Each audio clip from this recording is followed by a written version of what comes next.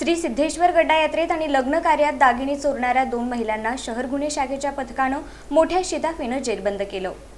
सोलापूर शहर गुन्हे शाखेच्या पथकानं नीता किरण काळे वय 45 राहणार शिरापूर रोड लोकमंगल साखर कारखान्याजवळ तालुका मोहोळ जिल्हा सोलापूर हिला ताब्यात घेऊन तिची सखोल चौकशी केली असता तिनं सिद्धेश्वर गड्डा यात्रेत चोरी केल्याची कबुली दिल्यानं तिच्याकडून 9.5 ग्रॅम वजनाचं चांदीचं ब्रेसलेट आणि रोख 6,000 रुपये हस्तगत करून फौजदार चौडी पोलीस ठाण्यातील गुन्हा उघडकीस आणला।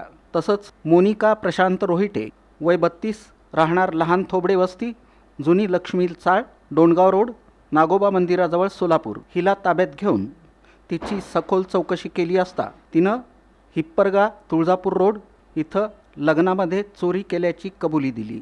तिच्याकडून 23 ग्रॅम वजनाचा सोन्याचा लक्ष्मी हार 4 ग्रॅम वजनाची सोन्याची बोरमाळ असा मुद्देमाल हस्तगत केला। अशा प्रकारे शहर गुन्हे शाखेच्या पथकानं एकूण 3,08,400 रुपयांचा मुद्देमाल हस्तगत केला।